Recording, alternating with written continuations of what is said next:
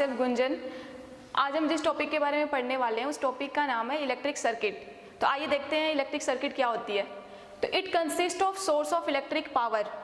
जो electric circuit होता है उसमें क्या होता है, एक इलेक्ट्रिक पावर लगा होता है। अब इलेक्ट्रिक पावर का मतलब क्या होता है, सेल या बैटरी। अब देखो जो इलेक्ट्रिक पावर प्रोवाइड करने का काम करता है वो कौन होता है, सेल या बैटरी। सेल या बैटरी क्या करता है, एक पोटेंशियल डिफरेंस अप्लाई करता है सर्किट में। इलेक्ट्रिक कंपोनेंट्स क्या होते हैं, आगे हम इलेक्ट्रिक कंपोनेंट्स के बारे में पढ़ेंगे, ठीक है। एंड कनेक्टिंग वायर, तो कोई भी ऐसी सर्किट जिसमें इलेक्ट्रिक पावर लगा हो, इलेक्ट्रिक कंपोनेंट्स लगे हो और कनेक्टिंग वायर लगा हो, ऐसे सर्किट को हम बोलेंगे इलेक्ट्रिक सर्किट, ठीक है। तो अब आइए कुछ कंपोनेंट्स के बारे में पढ़ते हैं। हम क्या करेंगे, जब भी इलेक्ट्रिक सर्किट बनाएंगे तो उसमें कंपोनेंट्स को उनके सिंबल से रिप्रेजेंट करेंगे। तो किस कंपोनेंट को किस सिंबल से रिप्रेजेंट करते हैं, आइए देखते हैं। तो कंपोनेंट, सबसे पहले बात करते हैं सेल की। सेल क्या होता है, सेल एक सोर्स होता है इलेक्ट्रिक पावर का, एक पोटेंशियल डिफरेंस का सोर्स होता है। तो सेल को रिप्रेजेंट करते हैं दो टर्मिनल से। जो बड़ा वाला टर्मिनल आपको दिख रहा है उसको बोलते हैं पॉजिटिव टर्मिनल, और जो छोटा वाला दिख रहा है इसको बोलते हैं नेगेटिव टर्मिनल, ठीक है। अब बात करते हैं बैटरी की। बैटरी क्या होती है, it is the combination of cells. अगर मान लो हम एक से ज्यादा सेल्स को कंबाइन कर दें तो उसे हम क्या बोलेंगे, बैटरी। अब नेक्स्ट देखते हैं की देखो दो टाइप्स की हो सकती है, या तो वो क्लोज्ड होगी या तो ओपन होगी। क्लोज्ड की को रिप्रेजेंट करेंगे इस सिंबल से और ओपन की को रिप्रेजेंट करेंगे इस सिंबल से। नेक्स्ट रेजिस्टेंस को रिप्रेजेंट करते हैं इस सिंबल से। अब रेजिस्टेंस क्या होता है ये मैं आपको नेक्स्ट वीडियो में बताऊंगी, अभी आप इसके सिर्फ सिंबल के बारे में समझो। तो रेजिस्टेंस को हम रिप्रेजेंट करते हैं इस सिंबल से। वेरिएबल रेजिस्टेंस, वेरिएबल का मतलब क्या होता है, कोई भी ऐसी क्वांटिटी जो वेरी करे। तो अगर रेजिस्टेंस वेरी कर रहा है तो उसको रिप्रेजेंट करेंगे इस सिंबल से। नेक्स्ट है बल्ब को रिप्रेजेंट करते हैं इस सिंबल से। अमीटर की देखो स्टार्टिंग ए से हो रही है इसलिए इसको रिप्रेजेंट करेंगे कैपिटल ए बना के सर्कल बना देंगे। Voltmeter capital V circle.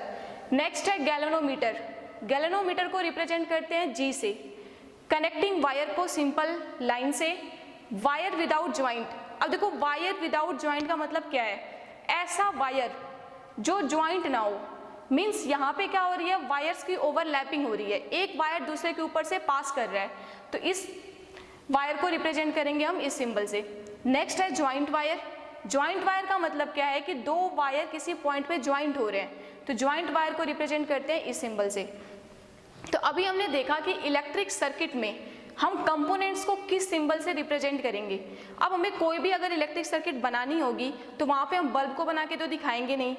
ऐसा नहीं है ना कि अगर हमें बैटरी लगाने के लिए दे दे सर्किट में तो पूरी की पूरी आप बैटरी बनाने लगो। तो हम क्या करते हैं, एक सिंपल सी रिप्रेजेंटेशन यूज करते हैं इनके लिए। तो उन रिप्रेजेंटेशन को क्या बोलते हैं, सिंबल। तो जब भी ये सारी सर्किट्स में हमारे कंपोनेंट्स आएंगे ज्वाइन करने के लिए तो उनकी जगह पे हम क्या करेंगे, इन सिंबल्स को यूज करेंगे, ठीक है। अब हम आगे डिस्कस करेंगे कि अमीटर, वोल्टमीटर और गैलोनोमीटर क्या होता है। तो सबसे पहले बात करते हैं अमीटर की। तो अमीटर क्या होता है, इट इज़ द डिवाइस, ये एक ऐसी डिवाइस होती है which is use to measure the current. ये एक ऐसी डिवाइस होती है जिसको करंट को मेजर करने के लिए यूज करते हैं। ये जनरली मेजर करता है कि सर्किट में कितना करंट फ्लो हो रहा है, ठीक है। It is always connected in series, इसको हमेशा सीरीज में कनेक्ट करते हैं। Next is voltmeter. It is a device which is used to measure the potential difference across the conductor। Voltmeter क्या होता है, ये एक ऐसी डिवाइस होती है जिसको पोटेंशियल डिफरेंस मेजर करने के लिए यूज करते हैं। अब देखो इसको क्या करते हैं, हमेशा पैरेलल में कनेक्ट करते हैं। अभी आपको सीरीज और पैरेलल समझ में नहीं आ रहा होगा कि क्या होता है, अभी हम नेक्स्ट वीडियो में सीरीज और पैरेलल के बारे में डिस्कस करेंगे। अभी आप सिर्फ इतना याद रखो कि अमीटर को हमेशा सीरीज में कनेक्ट करते हैं और वोल्टमीटर को किस में कनेक्ट करते हैं, पैरेलल में। Next is the galvanometer. It is a device which is used to detect the presence of current. Galvanometer क्या करता है, करंट के प्रेजेंस को डिटेक्ट करता है। सिर्फ ये इतना बताता है कि किसी भी सर्किट में करंट फ्लो हो रहा है या नहीं हो रहा है। अगर करंट फ्लो हो रहा है तो गैलोनोमीटर डिफ्लेक्शन शो करेगा, अदरवाइज नहीं करेगा। अब कितना करंट फ्लो हो रहा है ये कौन मेजर करेगा, अमीटर। तो अमीटर मेजर करता है अमाउंट ऑफ करंट, जबकि गैलोनोमीटर मेजर करता है सिर्फ प्रेजेंस ऑफ करंट, कि करंट फ्लो हो रहा है या नहीं हो रहा है, ठीक है। तो देखो ये तीन जो हमने डिवाइसेस पढ़ी हैं ये बहुत ही इंपॉर्टेंट है इलेक्ट्रिसिटी में। फर्स्ट है ammeter, use to measure the amount of current, always connected in series. Second is the voltmeter, used to measure the potential difference across a conductor and it is always connected in parallel. And third is galvanometer which is used to detect the presence of current. तो देखो अभी हमने electric circuit में, एक बार मैं फिर से आपको बता देती हूँ इलेक्ट्रिक सर्किट क्या होती है। इट कंसिस्ट ऑफ, क्या क्या होते हैं इलेक्ट्रिक सर्किट में, इलेक्ट्रिक पावर, इलेक्ट्रिक पावर का मतलब है सेल या battery. Next electric components and the connecting wire.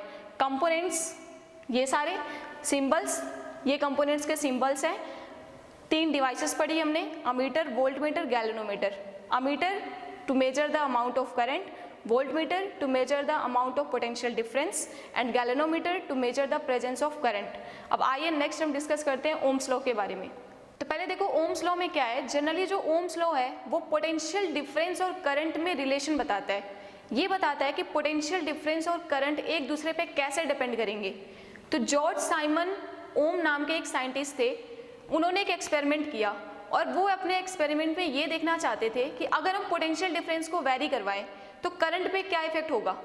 तो उन्होंने क्या देखा अपने एक्सपेरिमेंट में कि अगर हम पोटेंशियल को वैरी करते हैं, अगर हम पोटेंशियल को इंक्रीज करते हैं तो करंट भी क्या होगा, इंक्रीज होगा, और अगर हम पोटेंशियल को डिक्रीज करते हैं तो करंट भी डिक्रीज होगा। तो उन्होंने एक ओम्स लॉ दिया। उन्होंने क्या बोला कि current flowing through a conductor, किसी भी कंडक्टर के अक्रॉस जो करंट फ्लो करेगा वो डायरेक्टली प्रोपोर्शनल होगा पोटेंशियल डिफरेंस अप्लाइड के। Means the current flowing through a conductor is directly proportional to the potential difference applied but keeping all the physical conditions constant.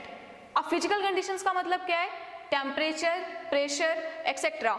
Means temperature से क्या relation है यहाँ पे, अगर हम टेम्परेचर को कांस्टेंट रखें तो उस टाइम पे जो पोटेंशियल डिफरेंस होगा वो डायरेक्टली प्रोपोर्शनल होगा करंट के। बट अगर हम टेम्परेचर को वेरी करवाते हैं तो ओम्स लॉ वैलिड नहीं होता, वहाँ पे ओम्स लॉ फेल हो जाता है। तो इसलिए उन्होंने बोला keeping all the physical conditions constant, अगर हम फिजिकल कंडीशन को कांस्टेंट रखेंगे तभी ओम्स लॉ वेरीफाई होगा, तभी ओम्स लॉ एप्लीकेबल होगा। तो उन्होंने बोला current flowing through a conductor is directly proportional to the potential difference applied keeping all the physical conditions constant.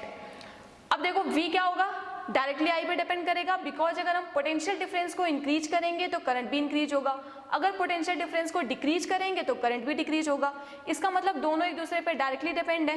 तो V is directly proportional to I, V equals to RI, because हम proportionality का sign हटाएंगे एक constant आएगा, और यहाँ जो constant आता है उसको हम बोलते हैं रेजिस्टेंस ऑफ द कंडक्टर। यहाँ पे जो R है वो एक कांस्टेंट है but it is also known as resistance of the conductor. अब रेजिस्टेंस क्या होता है ये हम नेक्स्ट वीडियो में डिस्कस करेंगे। तो हम क्या लिख सकते हैं, R equals to V upon I लिख सकते हैं। मतलब R को हम एक और तरीके से डिफाइन कर सकते हैं, it is the ratio of potential difference applied to the current flowing through the conductor. तो रेजिस्टेंस को डिफाइन करने का एक और तरीका है, it is the ratio of potential difference to the current flowing through the conductor. बाकी resistance के बारे में हम आगे और डिस्कस करेंगे। अब इसकी ग्राफिकल रिप्रेजेंटेशन देखते हैं कि अगर हम V versus I graph draw करेंगे तो कैसा ग्राफ आएगा। तो देखो यहाँ से हमें क्या पता चला कि V जो है वो डायरेक्टली I पे डिपेंड है। अगर हम जैसे जैसे V को इंक्रीज करते हैं तो I भी क्या करता है, डायरेक्टली उस पर डिपेंडेंट है, मतलब उतने अमाउंट में इंक्रीज करेगा। तो अगर हम V versus I graph draw करते हैं तो ये एक स्ट्रेट लाइन आती है, straight line starting from the origin.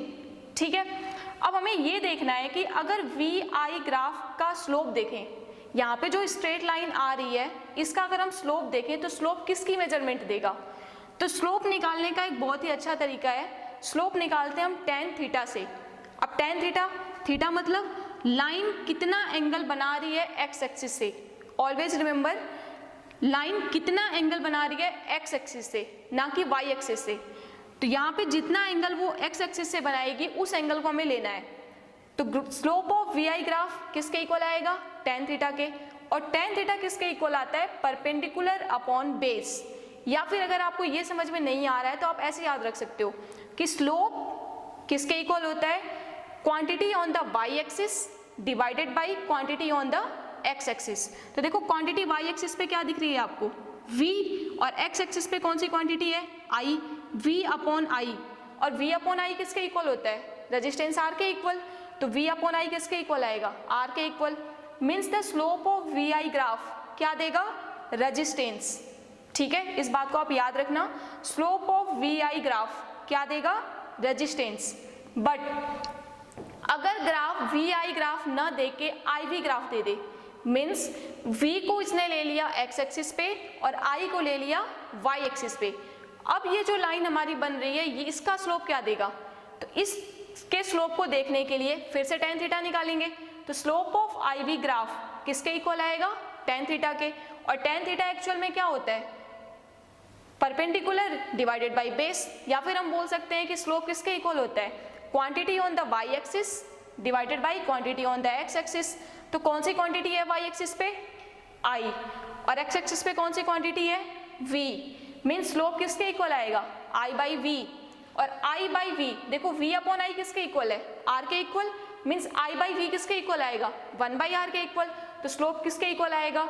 1 by R। Means I V graph का जो स्लोप होगा वो देगा inverse of resistance.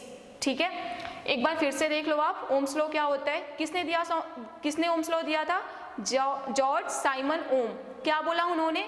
Current flowing through a conductor is directly proportional to the potential difference applied keeping all the physical conditions constant. V directly proportional to I, V equals to RI। R क्या होगा? Resistance of the conductor.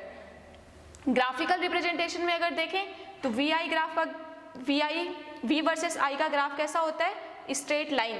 V versus I graph का slope क्या देगा? Resistance. I versus V graph का slope क्या देगा? 1 by R। अब कुछ इससे ओम्स लॉ से रिलेटेड कुछ क्वेश्चंस अब डिस्कस करते हैं। तो सबसे पहला क्वेश्चन क्या है? VI graph for the two resistors is given below, which of the two has the minimum resistance. हमें बताना है कि इन दोनों ग्राफ में से मिनिमम रेजिस्टेंस किसका होगा? A का होगा या B का होगा? तो अब देखो, मिनिमम रेजिस्टेंस चेक करने के लिए हम क्या चेक करेंगे? इसका स्लोप, क्योंकि हमें पता है कि आई वी ग्राफ का स्लोप क्या देता है? 1 बाई R। अभी हमने पीछे डिस्कस किया था। तो slope of I V graph, slope किसके इक्वल आएगा? 1 बाई R के इक्वल। अब देखो, मैंने आपको ये भी बताया था कि स्लोप निकालने का एक और तरीका है। क्या है वो? tan theta. tan थीटा से भी निकालते हैं। अब देखो, यहाँ पे B जो एंगल बना रहा है वो थीटा 1 है और A जो एंगल बना रहा है वो थीटा 2 है। तो अगर हम B का स्लोप देखें तो स्लोप ऑफ B किसके इक्वल आएगा? tan theta 1। और स्लोप ऑफ A किसके इक्वल आएगा? tan theta 2। अब एंगल देख के आप बताओ, थीटा 1 बड़ा है या थीटा 2? थीटा 2 बड़ा है। तो यहाँ पे क्या दे रखा है कि जो थीटा 2 है वो थीटा 1 से बड़ा है। और टेंजेंट में, tan थीटा में एक प्रॉपर्टी होती है कि जितना ज़्यादा एंगल होगा उतना ही ज़्यादा tan थीटा की वैल्यू भी आती है। तो अगर अगर थीटा 2 ग्रेटर है तो tan थीटा 2 भी क्या होगा? tan थीटा 1 से ग्रेटर होगा। तो tan थीटा से हम क्या मेजर करते हैं? 1 बाई R की वैल्यू। तो अगर tan थीटा 2 ग्रेटर है मीन्स 1 बाई R किसका ग्रेटर होगा? A वाले का। तो 1 by R of A is greater than 1 by R of B। अब अगर हम इसका इन्वर्स कर दें तो क्या आएगा? RA, और इसका इन्वर्स क्या आएगा? RB। बट साइन क्या हो जाएगा? Reverse. Means the resistance of B is greater than resistance of A। इसका मतलब कि मिनिमम रेजिस्टेंस किसका होगा? मिनिमम रेजिस्टेंस A का होगा। ठीक है, एक बार फिर से देख लो, स्लोप हम कैसे निकालते हैं आई वी ग्राफ का? y axis divided by x axis. y axis पे I, x एक्सिस पे v। I बाई v किसके इक्वल आएगा? 1 बाई R। और एक और तरीका क्या है निकालने का? tan theta. जितना ज़्यादा थीटा होगा उतना ज़्यादा tan थीटा की वैल्यू होगी। तो tan थीटा 2 बड़ा है मीन्स tan थीटा 2 भी क्या होगा? tan थीटा 1 से ग्रेटर। और tan थीटा क्या बताता है? 1 बाई R। थीटा 2 किसका एंगल है? A का। तो ये किसका आएगा? 1 बाई R ऑफ A। और ये किसका आएगा? 1 बाई R ऑफ B। अब हम क्या कर देंगे? इन्वर्स करेंगे तो साइन भी क्या हो जाएगा? Change. Means the resistance of A is minimum as compare to the B। अब नेक्स्ट क्वेश्चन के बारे में डिस्कस करते हैं। इसमें दे रखा है कैलकुलेट द पोटेंशियल डिफरेंस। हमें क्या मेजर करना है? Potential difference required across the conductor of resistance. क्या दे रखा है? रेजिस्टेंस कितना दे रखा है? 8 ohm to pass a current of 1.2 ampere. Means current कितना दे रखा है? 1.2 एम्पियर। ठीक है, अब देखो क्वेश्चन में क्या दे रखा है? आर दे रखा है, आई दे रखा है। हमें क्या मेजर करना है? Potential difference. हमें पता है ओम्स लॉ के अकॉर्डिंग क्या होता है? According to Ohm's law V equals to I into R. V निकालना है, I कितना दे रखा है? 1.2 एंड R कितना दे रखा है? 8। आप मल्टीप्लाई करो दोनों को, कितना आएगा? 8 2 जा 16, 9.6। और पोटेंशियल डिफरेंस की यूनिट क्या होती है? वोल्ट। तो ये कितना आएगा? 9.6 वोल्ट। तो पोटेंशियल डिफरेंस कितना आएगा? 9.6 वोल्ट। तो ऐसे ही छोटे छोटे क्वेश्चंस आते हैं ओम्स लॉ में, तो आप थोड़ा अगर ट्राई करोगे तो आपसे क्वेश्चंस हो जाएंगे। ठीक है, सिर्फ सिंपल सा फॉर्मूला यूज करना है आपको, V equals to I into R. अब नेक्स्ट वीडियो में हम रेजिस्टेंस के बारे में डिस्कस करेंगे। Thank you.